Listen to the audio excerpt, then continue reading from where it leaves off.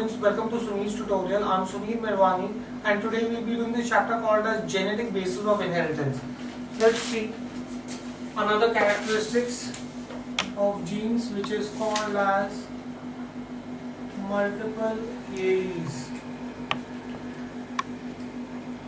Now, what do you mean by multiple alleles? When two or more alternative forms of a gene occupy the same locus in a chromosome or its homologous, that is called as multiple alleles, right?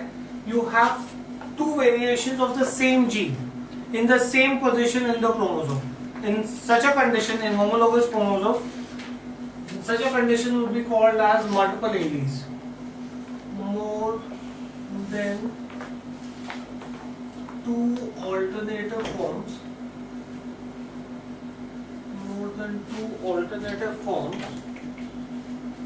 right? More than two alternative forms of gene,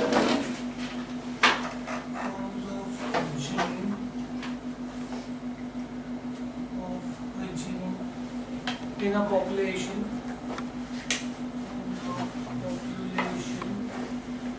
occupying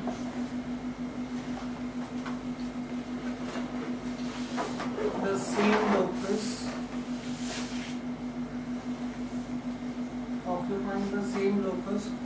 on a chromosome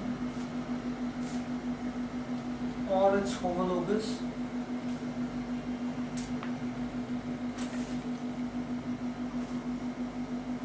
is known as multiple allele.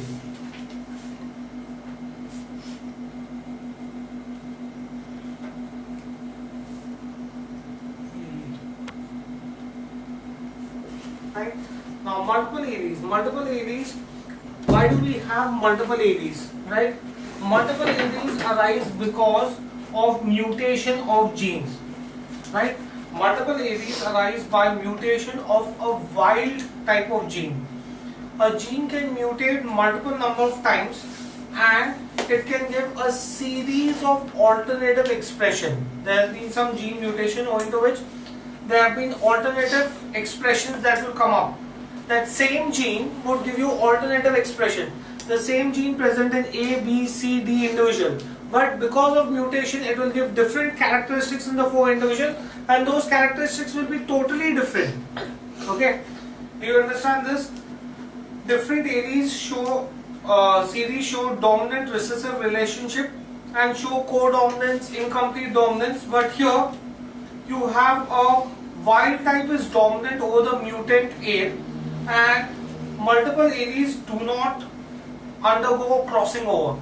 Some of the characteristics of multiple alleles are that it will always be the wild type of gene which will be dominant over the mutant gene, and they do not undergo crossing. That means one, because of mutation, A characteristics has already come into you. Let's assume that there is a mutation in your gene taking place, owing to which we have a redundant tail that starts growing. Now then we will have a new form of life that will come in which will have tail in them, and that gene will not undergo crossing. So you will have that character, that a particular set of population will then have that characteristics only, right? And why has this happened? This has happened because of mutation of genes. Fine, do we get this thing clear? So in the same individual we would have individuals with tail, or you could have so many different characteristics that could come up, right? Do we get this thing clear? So let's see this. Multiple alleles arise by mutation. Multiple alleles arise by mutation of the wild type of gene. Wild type of gene. Right? A gene can mutate several times.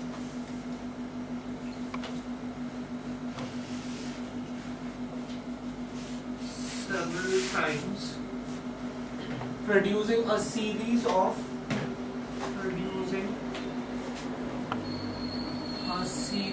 of alternative expressions.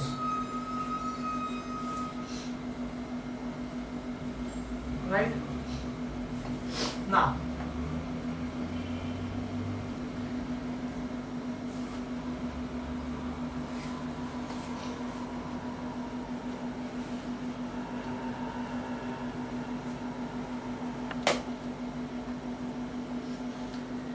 the wild type of gene is dominant over all other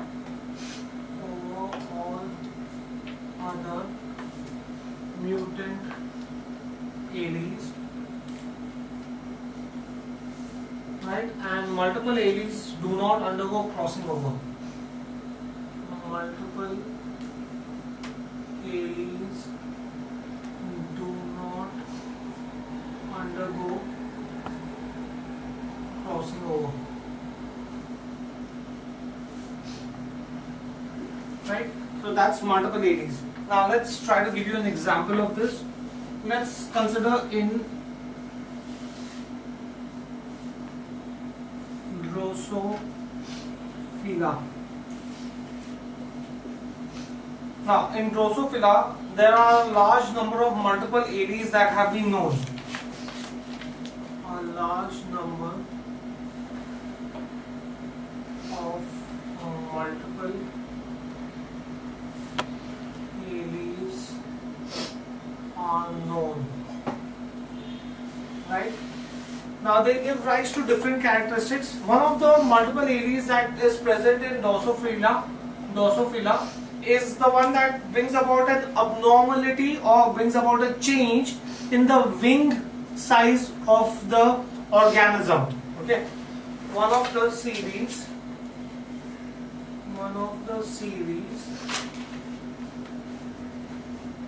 of wing abnormality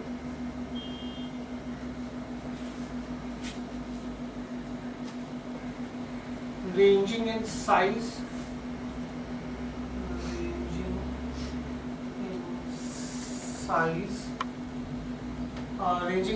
from normal wing to no wings.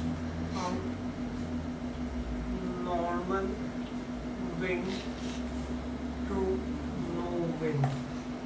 So you would have the same organism that would have normal wing, and then you would have different, due to mutation of genes, you would have different set of population that would have different wing size.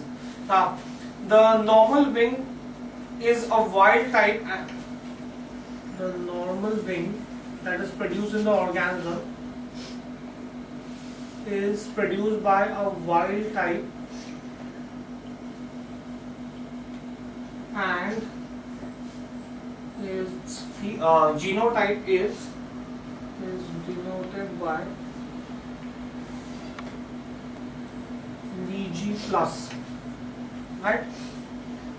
The extreme expression of this would be there would be no wing at all. You would have normal wing and the size would go on reducing, and towards one extreme there would be an organism which would have no wing. So you would have the extreme expression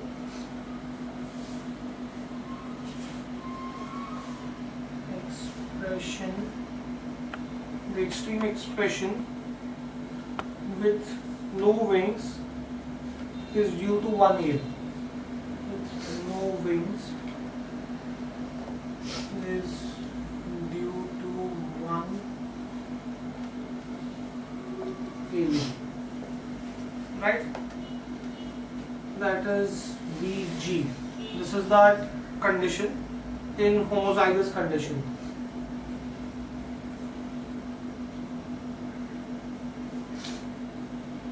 So if you have capital V small g, then you would have a normal wing. If you have small v small g, then you would have no wing. Now let us see what are the different types of characteristics that are shown by the organism here. Phenotype and genotype. In phenotype you would have normal wings. That would be VG plus. Then you would have nicked wings, slightly smaller in size. That would be small vgni. Now that's the mutation of gene here, you can see, and you will see it is always the recessive gene that is going to be mutated. Then you would have notched wing,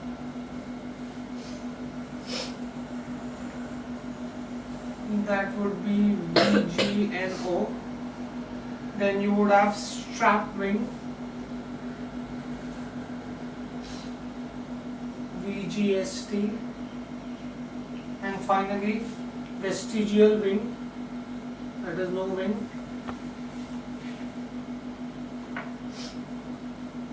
that would be just VG.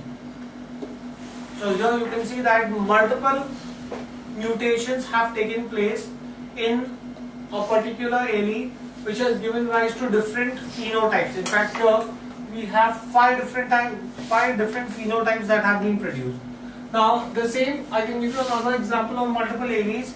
Another good example of multiple alleles would be the human blood group, right? Multiple allele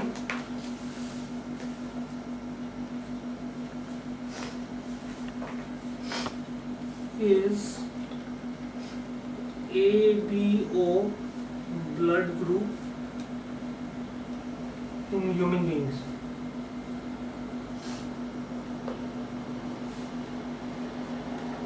That's another example of multiple alleles. The gene I controls the ABO blood group. Controls the ABO blood group. Fine. It has three alleles. It has three alleles, which are nothing but I raised to A, I raised to B, and small I. Right? Now, the alleles I raised to A and I raised to B produce a slightly different form of sugar. The allele I to the power of A and I to the power of B produce a slightly different form of sugar, and the allele small I does not produce any sugar. Does not produce any sugar. Right? Now, since humans are diploid organism, each person possesses any two of the three genes of I. Since humans are diploid organisms,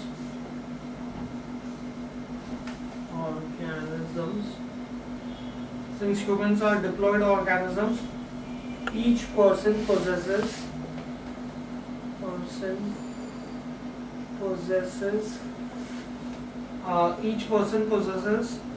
any two of the three I genes. Any two of the three I genes. Right? Now, IA and IB are codominant.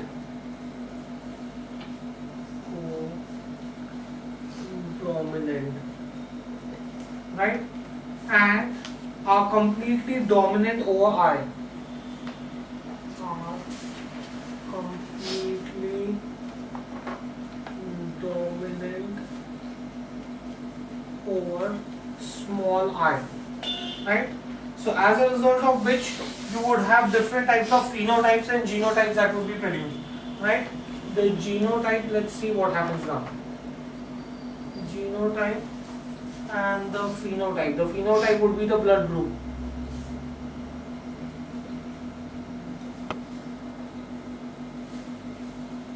Right?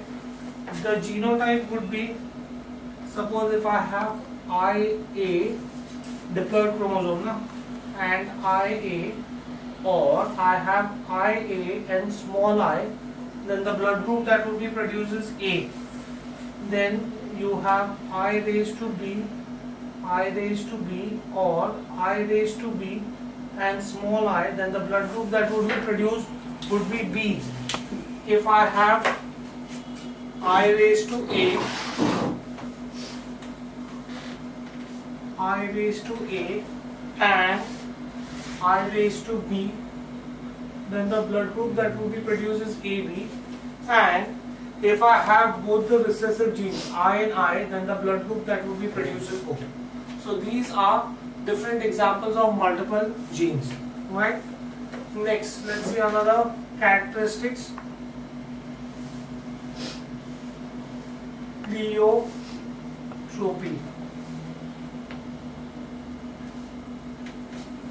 Right? What is pleiotropy? When a single gene controls two or more different traits, then that is called as pleiotropy, and the phenomena is called as pleiotropism. So a single gene should control only one characteristic. But if one gene controls more than one characteristic, suppose if one gene controls characteristics in the ratio of 2:1 or 3:1, then that is called as pleiotropy. Fine, do you get this in here? When a single gene controls two or more different traits,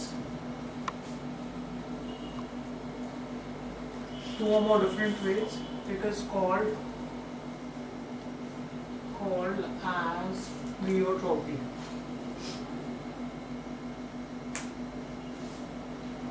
Gene. It is called as pleiotropic gene, and the phenomena is called as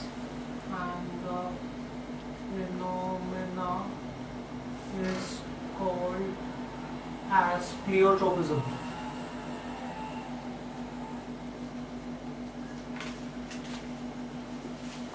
Right? Do we get this in here? Now, according to Mendel's principle of unit character, one gene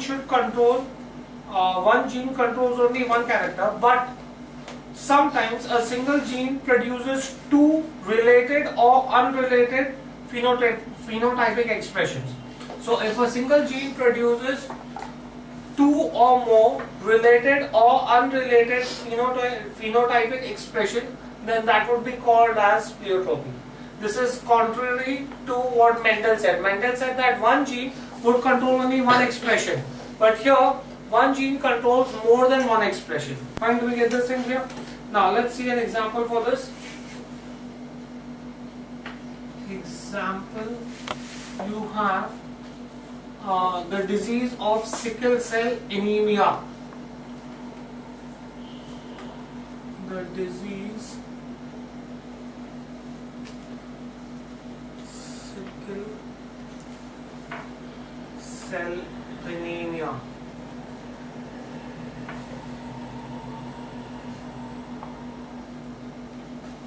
The disease sickle cell anemia is caused by the gene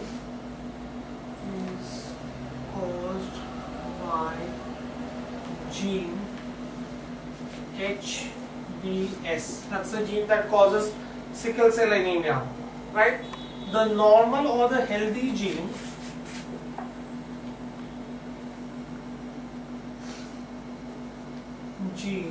is HBA. HB raised to A, right? Now, if the normal gene, which is HBA, is always the dominant gene, right? Now, the carriers, if HBA is the dominant gene, and if you are a carrier, you have to be heterozygous. Only then you can be a carrier. The carriers show signs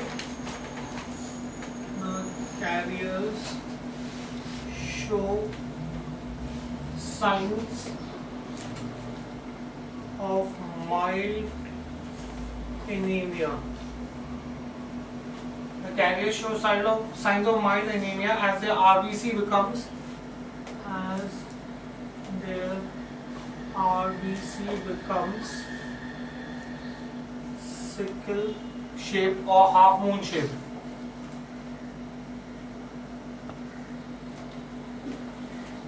Right? Now, sickle shaped in oxygen deficiency.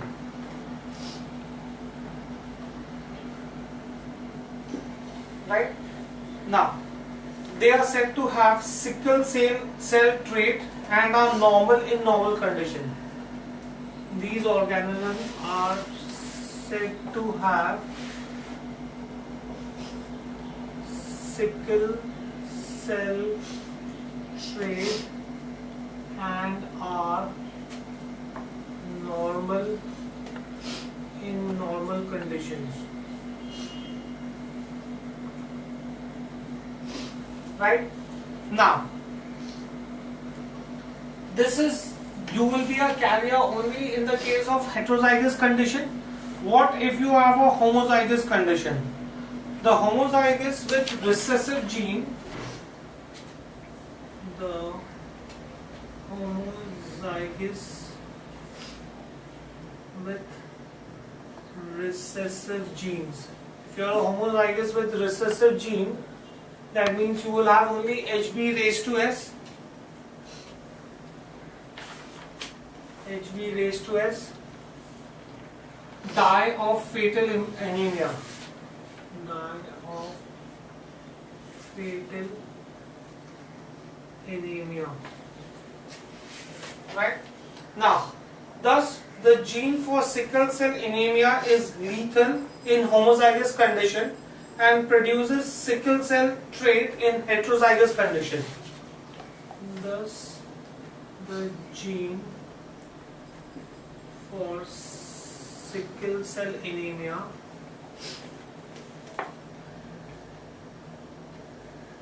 is fatal or is lethal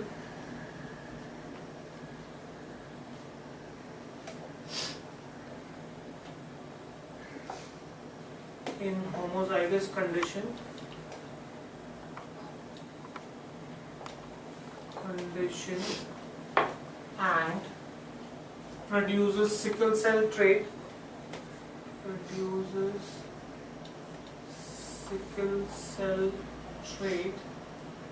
in heterozygous condition. Fine.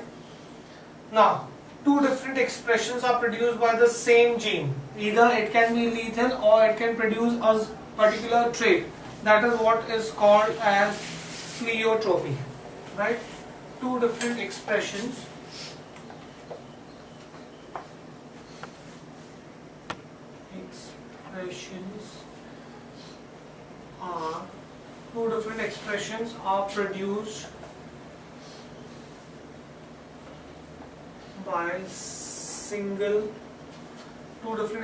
are produced by a single gene,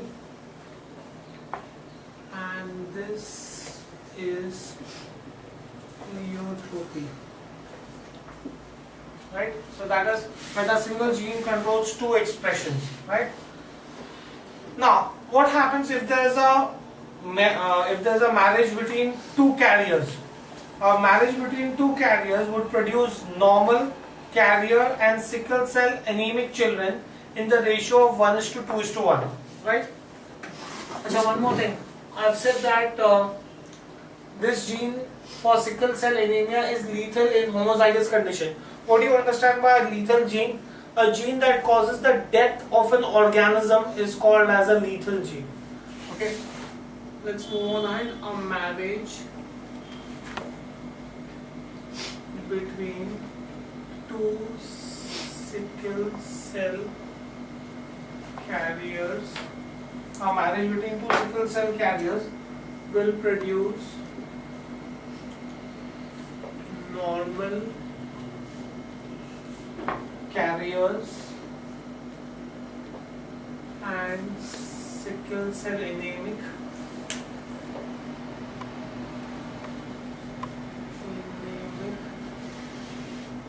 children in 1:2:1 ratio.